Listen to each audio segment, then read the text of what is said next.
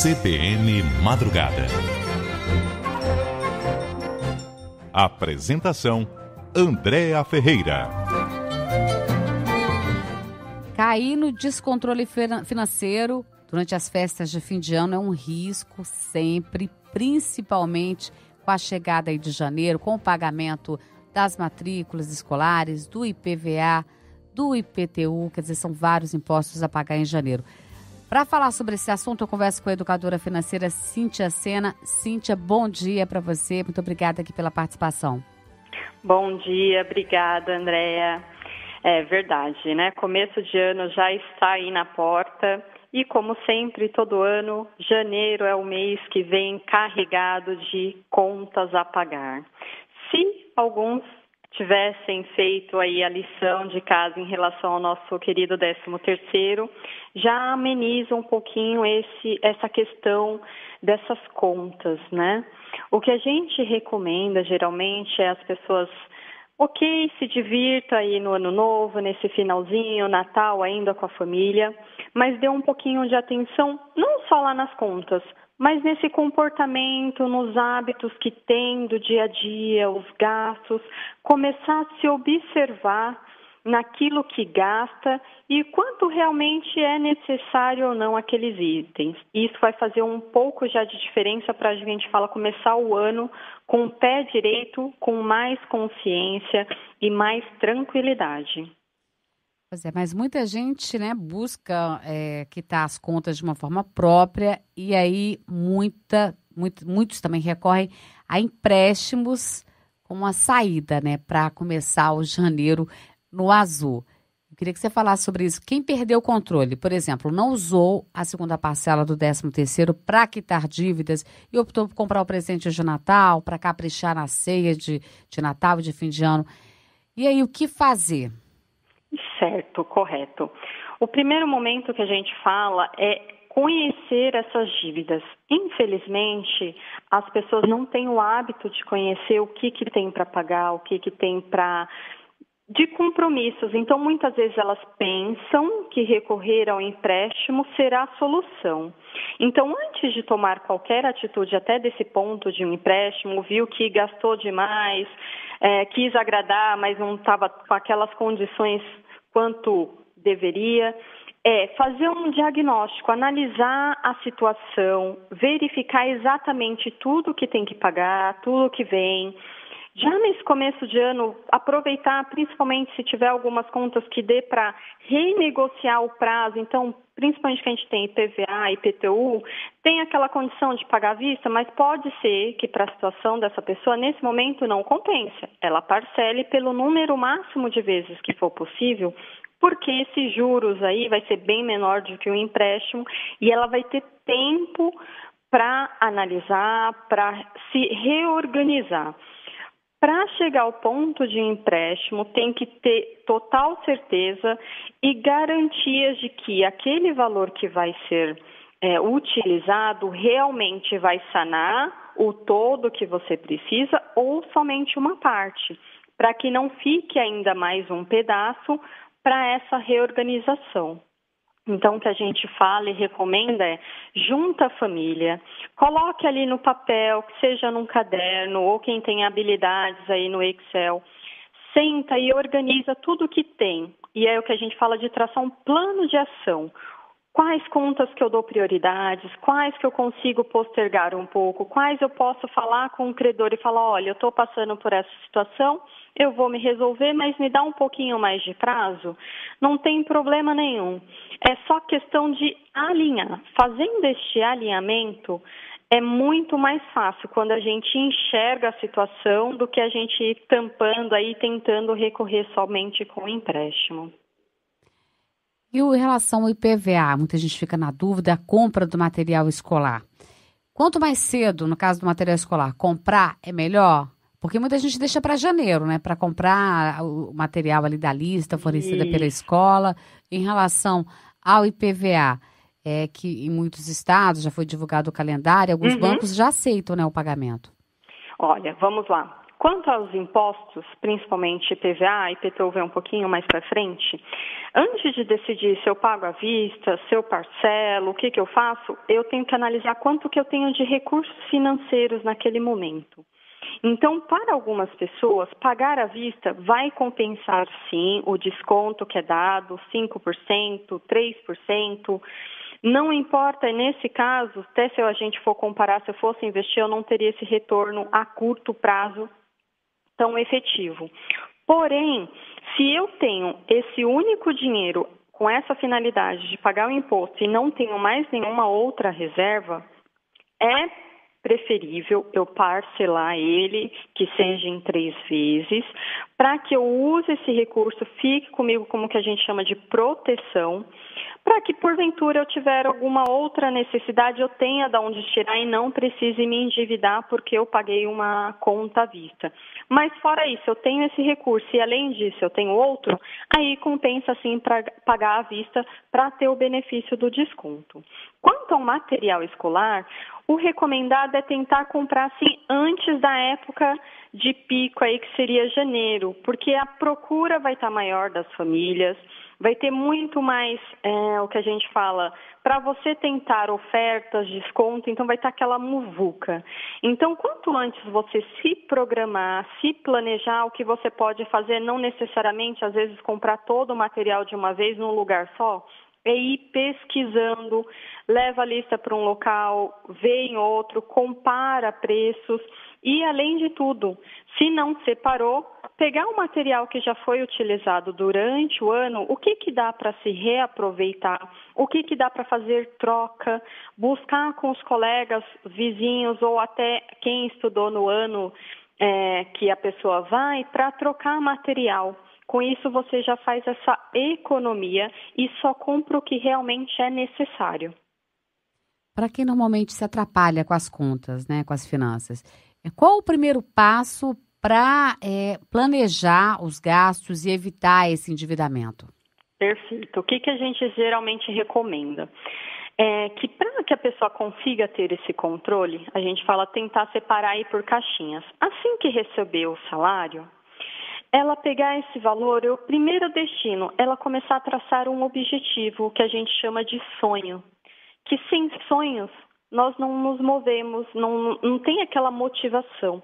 Então, mesmo que eu esteja numa situação endividada, eu começar a resgatar esses sonhos em mim e na minha família. O que eu quero fazer daqui a um ano? O que eu pretendo fazer e realizar? Conquistar de 1 a 10 anos, ou até já começar a pensar acima de 10 anos. E o que eu vou fazer assim que eu receber o meu salário, eu separo uma parte para esses objetivos, que seja o mínimo que eu posso naquele momento. Só que quando eu começo a criar este hábito e ver que aquele sonho é possível, eu vou me reorganizar nas contas diárias, nas contas mensais, para que eu comece a reduzir elas e foque nesses sonhos. Então, nesse primeiro momento, aproveitando até o Natal, o Ano Novo, que está com a família reunida, conversa um com o outro e pergunta o que você gostaria de fazer para esse próximo ano? Como que você pode colocar isso para acontecer e começar a fazer esse plano de ação? Separou para os sonhos, aí você vai reanalisar as suas contas do dia a dia. Separa o valor que você tem para cada uma delas. E separa uma verba para o lazer, para a diversão e gaste somente aquele valor. Ou o que você precisa ir fazendo de reajuste, que a gente chama em cada uma dessas caixinhas, seja a parte da residência, casa, supermercado, parte do automóvel, quem tem, parte de combustível, estacionamento. E aí você vai colocando quais você vai ter prioridade, quais você pode reduzir e até sair do piloto automático, principalmente das contas fixas, que a gente esquece que dá sim para pedir desconto, para rever planos e focar nos sonhos. Começar 2017 com novos planos, não só no papel, mas já colocar em ação. Quando a gente coloca esses objetivos, fica muito mais fácil ter essa reorganização financeira, ver o que é prioridade e a vida que a gente fala flui um pouco mais tranquila. Ou seja, o ideal para começar o ano bem, sem estar enforcado com dívidas, é fazer o planejamento financeiro com antecedência, né? Para começar esse Sim. planejamento do ano inteiro. Sim, o que a gente fala é pega 30 dias, que principalmente quando a gente não tem, que a gente fala que é o autoconhecimento, conheça qual que é os seus hábitos de gastos. Onde que você gasta mais, com o que você gasta, quais são as suas formas que você utiliza de pagamento. Faz um caderno, anota ali, tudo que você for gastar vai anotando. Ali só pelo ato de você anotar, você já vai se observar, nossa, será que eu precisava disso? Será que não? Junta esses 30 dias e aí você faz o plano para os próximos 12 meses. Olha, eu gastei R$ 100 no supermercado, R$ 200. Dá para reduzir? É isso? Então vou gastar todo mês R$ 200. E aí você vai colocando uma meta, um planejamento para cada área que você precisa consumir. E com isso você tem a tranquilidade de seguir esse passo a passo, esse plano definido. Em relação àquelas contas, né, variáveis, como o supermercado, que cada mês é um valor diferente, conta de luz, telefone, como é que isso fica ali nessa listinha, né, para o controle dos gastos? Como é que a pessoa ela faz uma estimativa? Como é que isso é feito? Sim, ela faz uma estimativa. Por exemplo, como ela consegue, se ela fazendo isso, dessa análise de 30 dias, do que realmente ela consome, do que ela não consome, ela pode colocar um teto de quanto que ela quer gastar com aquele item. Então, com isso, ela vai no próximo mês e ver se ela consegue manter isso. Com o passar dos meses, ela vai observando o que ela pode mudar. Geralmente, às vezes, por exemplo, o supermercado, será que tem uma outra marca? Não só de preço, mas eu começar a testar e dar oportunidades para outras opções que eu também tenho e que tem preços variados. Às vezes, um outro supermercado que eu vá, uma outra forma de comprar, principalmente feira, vou num local só, vou em outro. Então, é começar a mudar e observar outros cenários, outros ambientes. Com contas de telefone, água, luz, é começar a observar os gastos. Então, se eu tenho, por exemplo, o celular, é um plano pós-pago, será que realmente eu uso tudo aquilo que eu tenho de benefício? Será que eu posso fazer um teste e começar a usar exatamente e pagar por aquilo que eu tenho? Então, rever planos, rever as estratégias. Se eu tenho a família, cada um seu plano. Quem sabe um plano familiar sai mais em conta e todos também saem ganhando. Esse orçamento aí no papel realmente ajuda, né? Porque muitas vezes a gente não tem noção do que gasta, comprando roupa sempre, ou com serviços, indo ao salão, no caso de mulheres. O homem, aquela cervejinha com os amigos no fim de semana. E aí são gastos que deixam de ser computados e que fazem a diferença no final das contas, né? Total. Geralmente, quando a gente pergunta, né, as pessoas, não, eu já pago minhas contas, sempre pensam nas fixas e esquece essas do dia a dia, que às vezes vai até muito mais recurso do que aquelas fixas. Então, quando a gente fala de ter um objetivo, de um sonho e traçar essas metas, vai ficar mais fácil. Não é que eu não vou ir no salão, não é que eu não vou comprar roupa, eu vou. Só que com consciência de quanto que eu vou comprar, de quando. Então, eu me planejo para fazer essas aquisições. Eu me planejo, eu sei, esse mês eu vou separar uma verba para o meu lazer, seja minha cervejinha, seja para os meus cuidados pessoais. Você começa a colocar metas, né? Vou gastar todo mês, sei lá, R$ 100. Então, conforme cada pessoa tem a sua organização e ela vai se conhecendo, ela vai vendo como que ela pode fazer essas divisões e ela ter uma vida que a gente fala equilibrada, sem excessos, mas sem também deixar de ter o prazer de viver. Pois era a minha pergunta, que cortar gastos nem sempre é fácil. E aí, na hora de selecionar o que eu vou cortar, o que eu vou tirar, tem que tomar um cuidado muito grande também, né? Sim, com certeza. No primeiro momento, dependendo quando a pessoa ainda não tem esse conhecimento de como que é os hábitos dela, com o que ela gasta, o que ela não gasta, ela fazendo essa avaliação, 30 dias é suficiente, não é muito tempo. Mas só no ato dela anotar, ela observar, é como se ela estivesse colocando ali no papel aquela sensação. Ela já vai começar a identificar o que é para ela supérfluo, o que é necessário, o que não é. E além disso, tem que ter objetivos, tem que ter por que eu trabalho, por que eu ganho o meu dinheiro, com o que eu gasto, com o que eu gosto. E com isso, eu consigo direcionar e entender, olha, se eu tenho sonhos de ter uma casa própria, esse valor que eu estou gastando todo dia aqui está deixando de fazer parte lá de mais um tijolo a cada valor que eu poderia estar destinando. Olha, esse outro aqui pode ser meu carro, pode ser minha viagem, pode ser um tempo de qualidade que eu quero ter com os meus filhos ou ir visitar um parente que está longe. Então, eu colocando esses objetivos, eu começo a direcionar o que é essencial, o que eu posso ficar um tempo sem, que eu posso reduzir, ou aquilo que eu fazia, por exemplo, diariamente, vou reduzir para 2 vezes por semana. Se eu fazia todo final de semana, faço 2. Então, eu vou ponderando conforme aquilo que eu acredito, que eu preciso, e eu tendo esse foco, eu me conhecendo, eu vou direcionando. E para cada pessoa vai ser diferente, não vai ser igual. Eu posso, para mim, ser um item supérfluo, mas para a pessoa é necessário.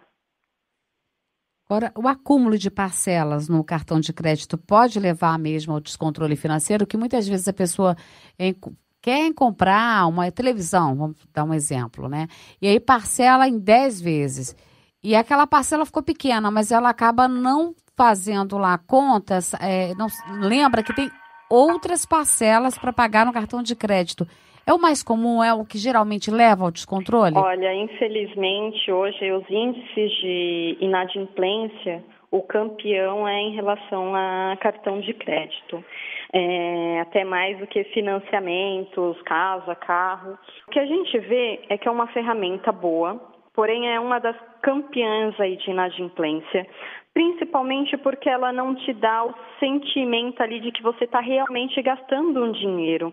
Você, no momento, gasta, compra, pensa ali nas parcelas, faz a soma mental do que está gastando, do que está comprando e esquece que vem a fatura.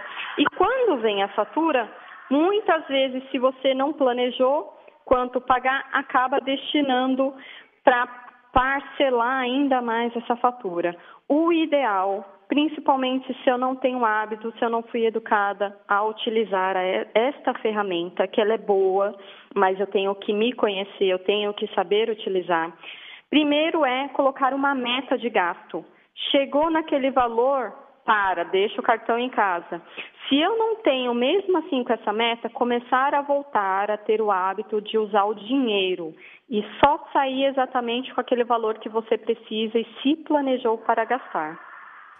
A gente está falando, assim, no geral, da pessoa que é assalariada, né? Tem aquele rendimento certo todo mês. Agora, e para aquele profissional autônomo que tem uma renda variável, né? Hoje ganha, um exemplo, vai ganhar 4, depois ganha no mês seguinte 5, ou até menos, ou o dobro. Fica mais difícil fazer esse planejamento?